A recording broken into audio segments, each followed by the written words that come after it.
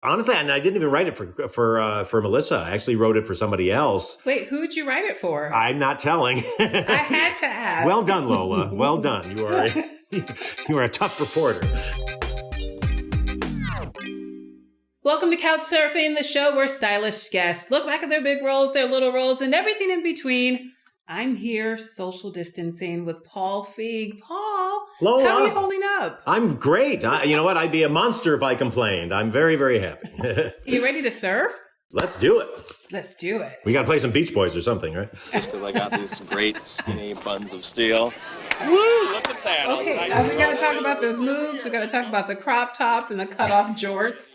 You clearly traded those looks for some I know you love your fancy Tom Ford suits. Yes. When did you decide to retire that look, though? The cutoffs and the jorts. Well, that look sort of lived and died with the movie, I will say. I tried to spare the world that look. Now, Judd Apatow co-wrote and produced this film, and you all had been friends since your days of stand-up, correct? Yeah. I've known Judd since he was about 17 years old. Did he help you land this gig? You know, having a buddy in the driver's seat always helps.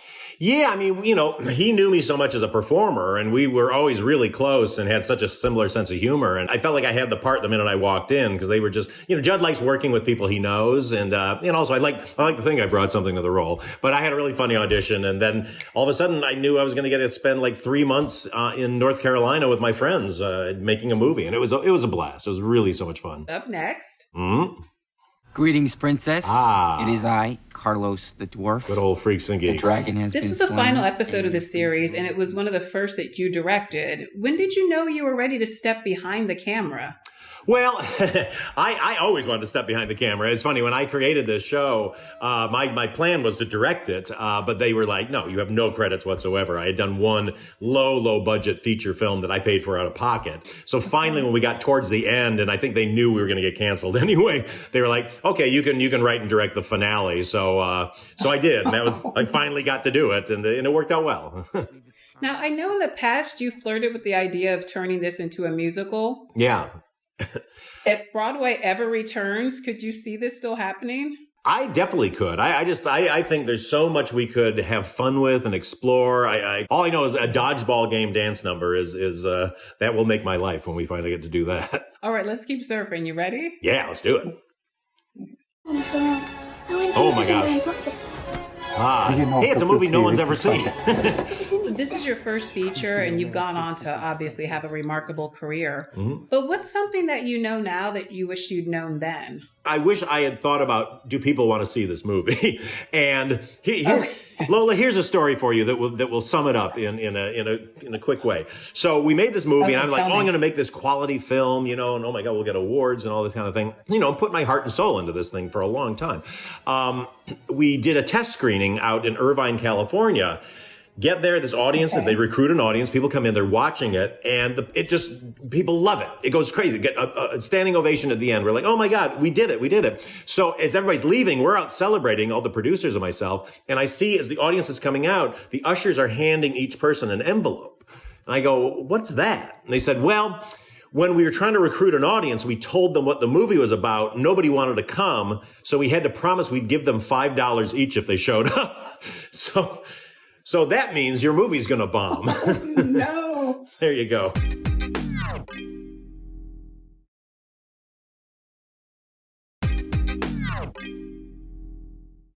Welcome back to Couch Surfing. I'm still here with Paul Feig. Paul, shall we continue? Let's do it. Yeah.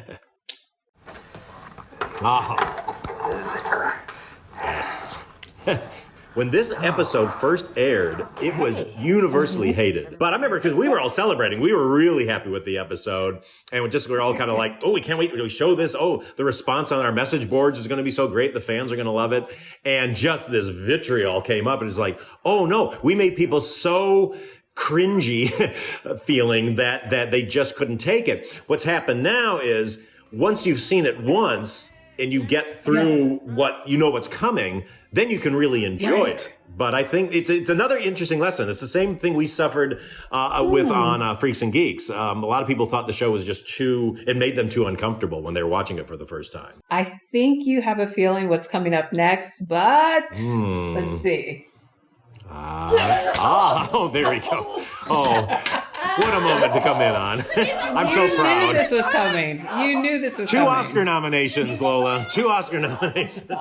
You know, you're obviously in the business because you love films, but having this be a blockbuster and having it hit the 100 million mark, that must have felt incredibly validating. It was great because we were really predicted to not do well. And they were like, it's only going to make 13 million. So, you know, basically like, sorry, your movie's a flop.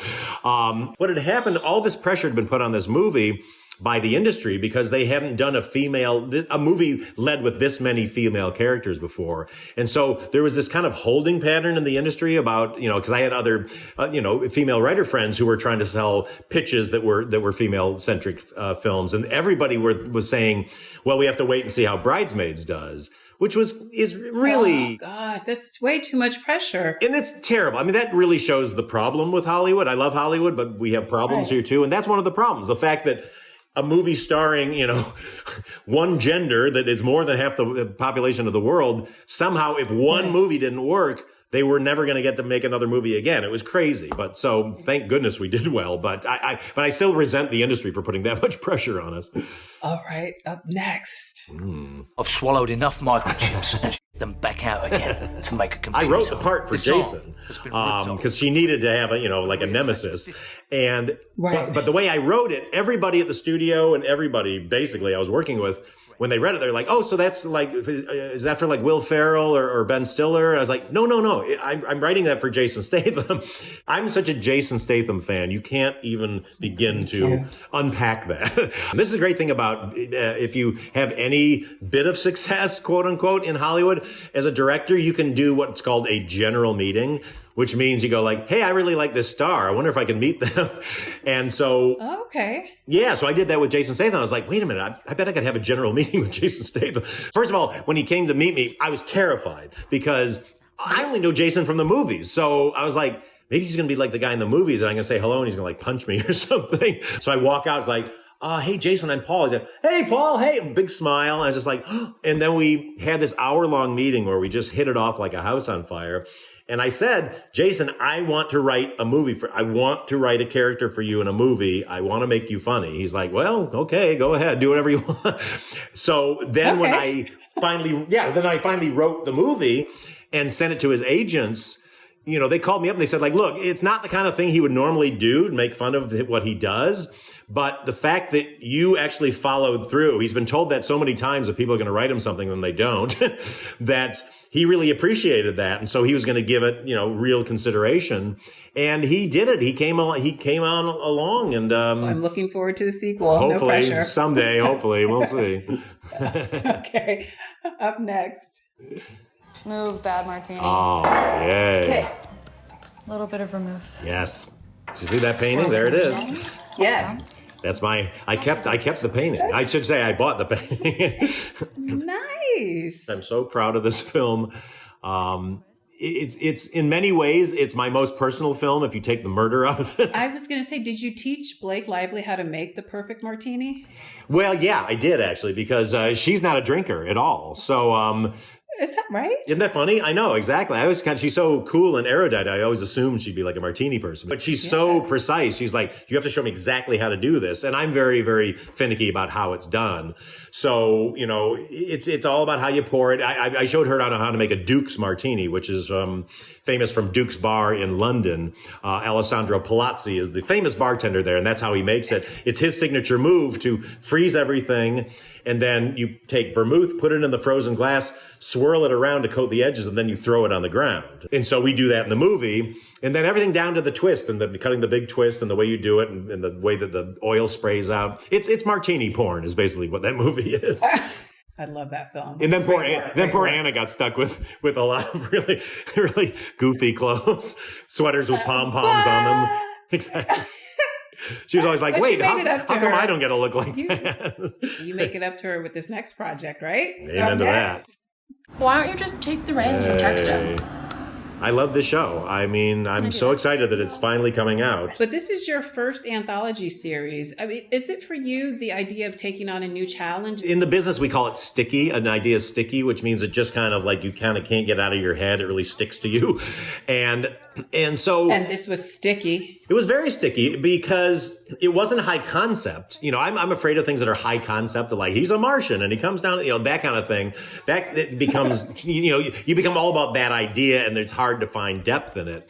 I almost look at this like it's like kind of a romantic murder mystery in a way, in the sense that you know somebody you meet along the way is going to be who she ends up with. You just don't know who it is. And then honestly, I had just worked with Anna on Simple Favor and was just desperate to do something else with her because she's so great and so heartfelt and appealing in a way that you kind of just side with her. When Sam wrote the script, it was just like, this has to be Anna. She'll kill this.